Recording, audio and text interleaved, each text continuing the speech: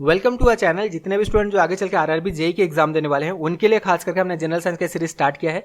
General science के इस series में ऑलरेडी हमने फिजिक्स के जितने भी टॉपिक्स हैं सबको कवर अप कर दिया है, केमिस्ट्री के सारे टॉपिक्स कवर अप कर दिया गया है। अब जो है हम लाइफ साइंस के साथ कंटिन्यू कर रहे हैं। जनरल साइंस सीरीज का ये पार्ट 30 है। प्रीवियस पार्ट्स को अगर आपने नहीं देखा है तो प्लेलिस्ट का लिंक डिस्क्रिप्शन बॉक्स में दे दिया गया है, जहां जाकर आप सारे वीडियोस बिल्कुल देख सकते हैं। पार्ट 1 से पार्ट 13 तक अगर देखेंगे तो यहाँ पे फिजिक्स के सारे ही टॉपिक्स हमने कवर अप किया है एमसीक्यूज के थ्रू। इवन न्यूमेरिकल्स को भी डिस्कस कर लिया गया है। पार्ट 14 से पार्ट 26 तक हमने यहाँ पे केमिस्ट्री के सारे ही टॉपिक्स को कवर अप किया है एमसीक्यूज के थ्रू। सारे क्वेश्चंस को डिटेल में डिस्कस किया गया है। और पार्ट 27 से हमने लाइफ साइंस स्टार्ट किया है। ये पार्ट 30 है। प्रीवियस वीडियोस नहीं देखा है जरूर देखना, प्लेलिस्ट का लिंक डिस्क्रिप्शन बॉक्स में दिया गया है। बार बार ये रिपीट इसलिए किया जा रहा है क्योंकि हर एक क्वेश्चन को हमने डिटेल में डिस्कस किया है ताकि आपके एग्जाम के प्रिपरेशन में कोई दिक्कत ना हो। सीबीटी 1 में आप सभी को पता है 30 क्वेश्चन बनने वाला है जनरल साइंस से। टारगेट यही होना चाहिए कि 30 आउट ऑफ 30 आप स्कोर कर पाए। तो इसीलिए जो है बेस्ट ऑफ बेस्ट क्वेश्चन को हमने आपके लिए यहाँ पे लाया है और डिस्कस किया है। अल्टीमेटली आपका भी हार्डवर्क, आपका भी मेहनत जो है यही रंग लाने वाला है। इसीलिए जो है सारे वीडियोस को देखें, इनके रिलेटेड जो क्वेश्चंस को प्रैक्टिस करें। जो भी इंपॉर्टेंट कॉन्सेप्ट बताए गए हैं सारे कॉन्सेप्ट्स के रिलेटेड को सीख के, सारे कॉन्सेप्ट के रिलेटेड जो क्वेश्चंस हैं इनको भी अच्छा से आप प्रैक्टिस करते रहें। और सीबीटी 2 में जो 15 क्वेश्चन जनरल साइंस से बनने वाला है, यहाँ भी आप 15 आउट ऑफ 15 बिल्कुल स्कोर कर सकते हैं। Welcome to a channel. उम्मीद है प्रिपरेशन बहुत जोरों शोरों से चल रहा होगा। जितने भी स्टूडेंट जो आगे चल के आरआरबी जेईई के एग्जाम देने वाले हैं उनके लिए खास करके हमने जनरल साइंस का सीरीज स्टार्ट किया है। और जनरल साइंस के इस सीरीज में ऑलरेडी हमने फिजिक्स के सारे टॉपिक्स कवर अप कर दिए हैं एमसीक्यूज के थ्रू। पार्ट 1 से पार्ट 13 तक अगर आप देखेंगे फिजिक्स के सारे टॉपिक्स हमने कवर अप किए हैं। न्यूमेरिकल्स को भी डिस्कस किया गया है। पार्ट 14 से पार्ट 26 तक हमने केमिस्ट्री के सारे टॉपिक्स यहाँ पे कंप्लीट किए हैं एमसीक्यूज के थ्रू। एक एक क्वेश्चन को डिटेल में डिस्कस किया गया है ताकि कोई भी चूक ना रह जाए। जनरल साइंस का जो सेक्शन है यहाँ पे आप 30 आउट ऑफ 30 स्कोर कर सके। और पार्ट 27 से हमने स्टार्ट किया है लाइफ साइंस। ये पार्ट 30 है। हर एक क्वेश्चंस को डिटेल में डिस्कस किया जा रहा है ताकि एग्जाम के प्रिपरेशन में कोई दिक्कत आपको ना हो।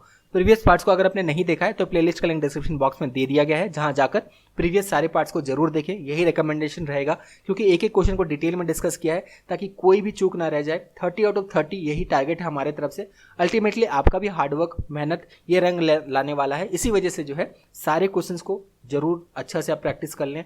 जितने भी इंपॉर्टेंट कॉन्सेप्ट बताए गए हैं उनके रिलेटेड क्वेश्चंस को प्रैक्टिस करते रहें। ऐसे करके जो है अब बिल्कुल यहाँ पे बहुत अच्छा जनरल साइंस के सेक्शन में स्कोर कर सकते हैं। तो चलिए बिना टाइम वेस्ट करते हुए फाइनली इस वीडियो को स्टार्ट करते हैं। एक ही रिक्वेस्ट है, जिस तरह प्रीवियस वीडियोस को आपने सपोर्ट किया, वीडियो को लाइक करा, उसी तरह जो है इसमें भी रिक्वेस्ट है अगर वीडियो पसंद आए तो एक लाइक जरूर कर देना ताकि हम मोटिवेटेड रहें और लगातार आपके लिए वीडियोस बनाते रहें। डीएनए जो है ये नेगेटिवली चार्ज होता है। यहाँ पे क्वेश्चन बन सकता है डीएनए पॉजिटिवली चार्ज होता है, नेगेटिवली चार्ज होता है, न्यूट्रल होता है।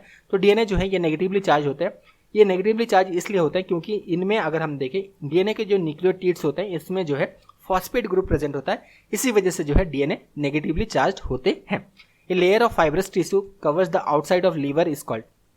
तो लेयर ऑफ फाइब्रस टिश्यू जो कि लीवर को कवर करता है, प्रोटेक्टिव टिश्यू भी इसे कहा जाता है। तो ये जो है ग्लिसन कैप्सूल जो है ये होता है। ग्लिसन कैप्सूल हम इसे कह सकते हैं कि ये कनेक्टिव टिश्यू का जो है ये लेयर होता है जो कि कवर करता है, या फिर फाइब्रस टिश्यू, या फिर कह सकते हैं कि प्रोटेक्टिव लेयर जो है आउटसाइड ऑफ लीवर जो प्रेजेंट होता है ये ग्लिसन कैप्सूल प्रेजेंट होता है। Which one of the following plasma protein help in maintaining the osmotic pressure between the blood vessel and tissues. तो कौन सा प्लाज्मा प्रोटीन है? इससे पहले बहुत सारे प्लाज्मा प्रोटीन के बारे में हमने डिस्कस किया है। फॉर एग्जांपल हमने फाइब्रिनोजेन के बारे में डिस्कस किया था, लेकिन यहाँ पे इसका जो सही जवाब है ये है एल्बुमिन। एल्बुमिन याद रखना, ये जो प्लाज्मा प्रोटीन है खास करके ये ब्लड के प्लाज्मा में ही पाया जाता है। ये ऑस्मोटिक प्रेशर जो है मेंटेन करता है between blood vessels and tissue. Question यहाँ से भी बन सकता है, एल्बुमिन जो है ये प्लाज्मा प्रोटीन किस में पाया जाता है? आरबीसीज में, डब्ल्यूबीसीज में, प्लेटलेट्स में, या ब्लड प्लाज्मा में? तो ये जो है ब्लड प्लाज्मा में पाया जाता है। इसी वजह से यहाँ पे क्लियरली मेंशन किया गया है ये प्लाज्मा प्रोटीन है। Erythropoietin hormone is secreted by which organ of body. तो इरिथ्रोपोइटिन जो हार्मोन है ये कहाँ से सीक्रेट होता है? दो चीज यहाँ पे याद रखना, ये किडनी से मेनली सीक्रेट होता है और स्मॉल अमाउंट में जो है ये लीवर से भी सीक्रेट होता है। तो इसका सही जवाब है ये है किडनी। तो यहाँ पे आपको याद रखना है कि किडनी से ये सीक्रेट तो होता ही है, इसके अलावा स्मॉल अमाउंट में जो है ये लीवर से भी सीक्रेट होता है। और इसका काम क्या है? It influences the rate of production of RBCs. Red blood cell के प्रोडक्शन में जो है ये हेल्पफुल होता है। और ये हार्मोन जो है किडनी से ज्यादा सीक्रेट होता है और स्मॉल अमाउंट में लीवर से सीक्रेट होता है।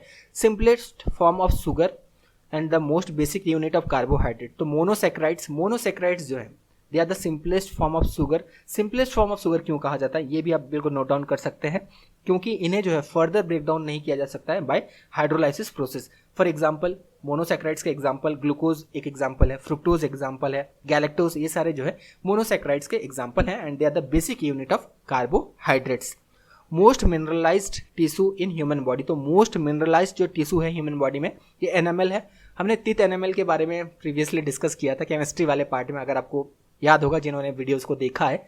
तो एनामल जो है ये हार्डेस्ट पार्ट होता है ह्यूमन बॉडी में और इसमें जो है 96% जो है ये मिनरल प्रेजेंट होता है। आउटर लेयरिंग ऑफ टिथ जो होता है ये एनामल से बना हुआ होता है। Circulation of blood was discovered by, ये क्वेश्चन ऑलरेडी रेलवे के एग्जाम बन चुका है, तो विलियम हार्वी जो है इनके द्वारा सर्कुलेशन ऑफ ब्लड इनके द्वारा डिस्कवर किया गया था। Cortisone is secreted by which gland, तो कॉर्टिसोन जो है ये कहाँ से सिक्रेट होता है? कॉर्टिसोन जो है ये एड्रिनल से सिक्रेट होता है, एड्रिनल ग्लैंड से सिक्रेट होता है। अब कॉर्टिसोन जो है ये क्या करता है? ये मेटाबॉलिज्म में मदद करता है, इम्यून रिस्पॉन्स में मदद करता है, इसके अलावा स्ट्रेस रिस्पॉन्स में भी ये मदद करता है। Plant produced by which method of reproduction are genetically similar enough to parent plant, तो वेजिटेटिव प्रोपागेशन का सही जवाब है। जितने भी एसेक्सुअल मोड ऑफ रिप्रोडक्शन है इनके बारे में डिटेल में जरूर पढ़ना। ये सारे जो देख रहे हैं, बर्डिंग हो गया, फ्यूजन हो गया, स्पोरोजेनेसिस हो गया, ये सारे जो है ये सेक्सुअल मोड ऑफ रिप्रोडक्शन है। तो वेजिटेटिव प्रोपागेशन में अगर खास करके आप देखें तो ये मोड ऑफ रिप्रोडक्शन है जिसमें जेनेटिकली जो है पेरेंट से जो है पेरेंट प्लांट से ये सिमिलर होते हैं। एग्जाम्पल है पोटैटोज में आप वेजिटेटिव प्रोपागेशन देख सकते हैं। Deficiency of which vitamin cause excessive bleeding, तो इसका सही जवाब है ये है विटामिन के। अगर विटामिन के का डेफिशिएंसी है तो इसके वजह से जो है एक्सेसिव ब्लीडिंग हो सकता है, क्योंकि विटामिन के जो है ये ब्लड क्लॉटिंग में मदद करता है। Which the following pigment causes red colour in onions, तो जो अनियंस होते हैं इसमें रेड कलर जो हमें देखने मिलता है ये एंथियोसाइनाइंस के वजह से जो है ये देखने मिलता है। तो एंथियोसाइनाइंस जो है ये फ्लेविनॉइड पिगमेंट होते हैं जो कि वैक्यूल्स ऑफ द ऑनियंस में जो है ये प्रेजेंट होता है। जो प्लांट के सेल होता है इसमें जो हम कह सकते हैं वैक्यूल्स ऑफ जो ओनियंस के जो सेल्स में जो वैक्यूल्स होता है उसमें खास करके एंथियोसाइनिन ये जो फ्लेविनॉइड पिगमेंट है ये प्रेजेंट होता है, जिसके वजह से जो है ऑनियंस के कलर जो है ये रेड कलर के ये होते हैं। Mitosis consist of how many basic phases, तो कितने बेसिक फेजेस होते हैं मिटोसिस के?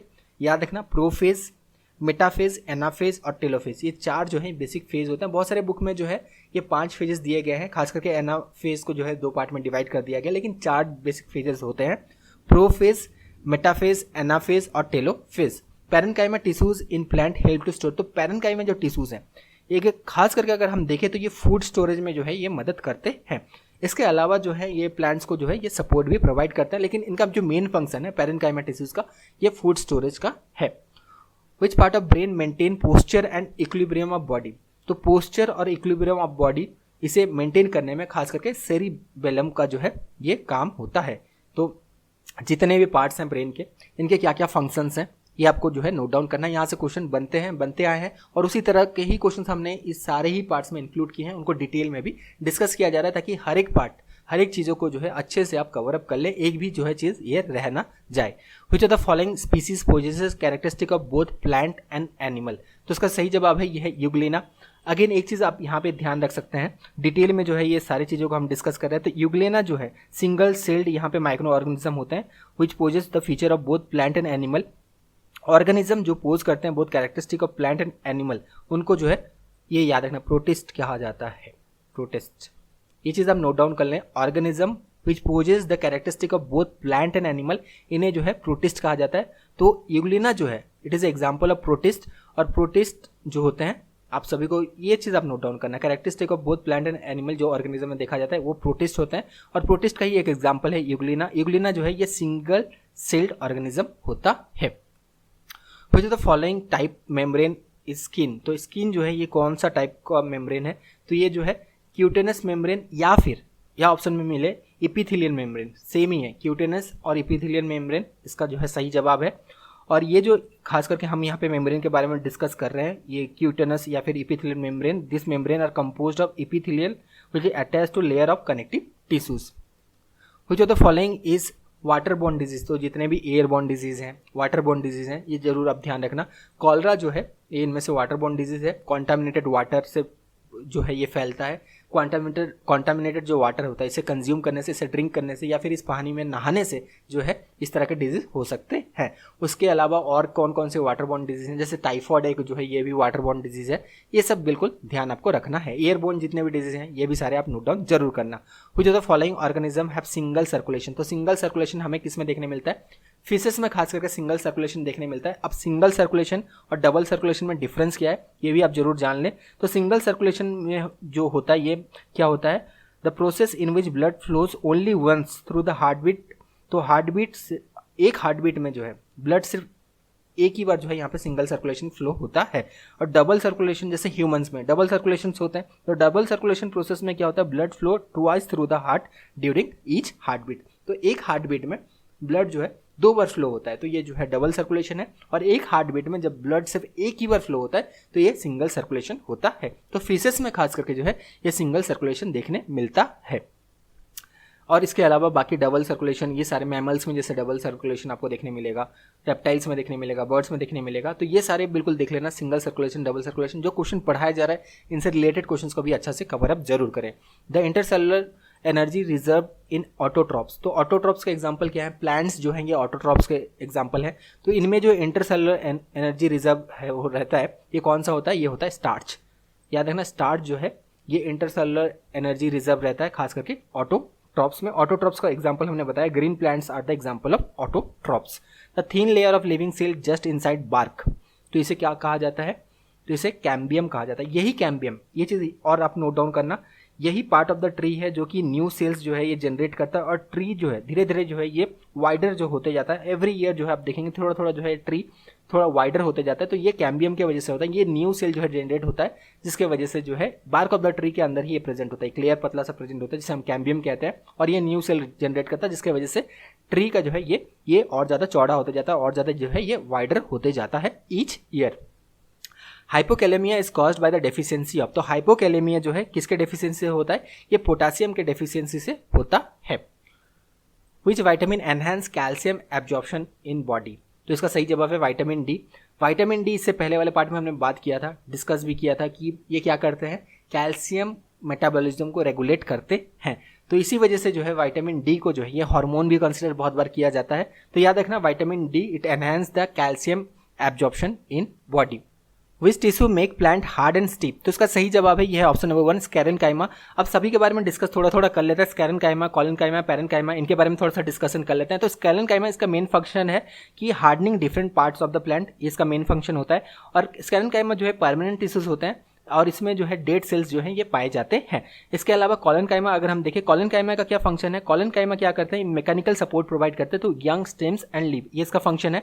पैरेनकाइमा सेल्स के बारे में भी हमने डिस्कस किया था। तो पैरेनकाइमा जो सेल्स या टिश्यूज होते हैं ये क्या करते हैं, ये फोटोसिंथेसिस में मदद करते हैं, फूड स्टोरेज में ये मदद करते हैं। तो ये सारी चीज बिल्कुल आप नोट डाउन कर लें। उसी तरह का और एक क्वेश्चन बना है, which of the following permanent tissue cells are dead, अभी हमने डिस्कस किया था। स्केलेनकाइमा टिश्यूज अगर हम देखें it is composed of dead tissues.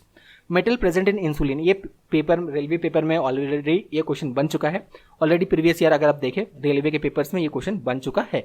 तो जो मेटल प्रेजेंट होता है ये होता है जिंक। और इंसुलिन कहाँ से सीक्रेट होता है, इसका सही जवाब आपको कमेंट बॉक्स में देना है। Which of the following is essential for synthesis of thyroxine, obviously iodine, ये सारी चीज़ हमने पहले डिस्कस किया था। आयोडीन जो है it is very essential for the synthesis of thyroxine. Iodine के अलावा और एक जो है ये है सेलेनियम, ये आप नोट डाउन कर सकते हैं, they are very crucial for the synthesis of thyroxine. The part of alimentary canal where water get absorb from the food, तो हम जो है फूड के साथ पानी भी पीते हैं कभी कभी, तो फूड से जो पानी एब्जॉर्ब हो जाता है ये कहाँ पे होता है, ये लार्ज इंटेस्टाइन में होता है। So option number 2 is correct. Goitre is caused by the deficiency of, तो गोइटर जो है ये किसके वजह से होता है, तो गोइटर जो है ये आयोडीन के डेफिशिएंसी से होता है। एनलार्ज थायराइड इसे कहा जाता है, गोइटर को एनलार्ज थायराइड भी कहा जाता है। तो इसीलिए हमने डिस्कस किया था कि थायरोक्सिन की जो है यहाँ पे सिंथेसिस के लिए आयोडीन बहुत ज़्यादा एसेंशियल होता है। अगर आयोडीन का डेफिशिएंसी हो तो इसके वजह से गोइटर हो सकता है, इसे एनलार्ज थायराइड भी कहा जाता है। अगेन यहाँ पे और एक चीज़ जो क्वेश्चन बन सकता है कि ये खास करके जो थायराइड ग्लैंड है ये कहाँ पे लोकेटेड है, तो एडम्स एप्पल जो है यहाँ पे गला में आप जब छुएंगे जो एडम्स एप्पल जो सबसे बड़ा आपको यहाँ पे बोन मिलेगा वो एडम्स एप्पल है, जस्ट उसके नीचे जो है वो क्या होता है, वो यहाँ पे थायराइड ग्लैंड प्रेजेंट होता है। तो ये ध्यान रखना थायराइड ग्लैंड जो है ये नेक में प्रेजेंट होता है। The organ of कॉटी is concern with, तो ऑर्गन ऑफ कॉटी जो है ये किससे रिलेटेड है, तो ऑर्गन ऑफ कॉटी जो है ये हियरिंग से रिलेटेड है। ये क्वेश्चन भी ऑलरेडी रेलवे के एग्जाम में बन चुका है और ये इनर ईयर में प्रेजेंट होता है। It is the receptor organ of hearing, organ of Corti. Which is the carrier of hereditary material, तो हेरिडेटरी मटेरियल को कौन कैरी करता है, तो जीन्स जो होते हैं, this are the carriers of hereditary material. तो पार्ट 30 यहाँ पे खत्म होता है। बहुत सारे इंपॉर्टेंट क्वेश्चंस को यहाँ भी हमने डिटेल में डिस्कस किया। नेक्स्ट पार्ट जो है ये जल्दी आपको मिलने वाला है। तब तक के लिए all the best, thank you.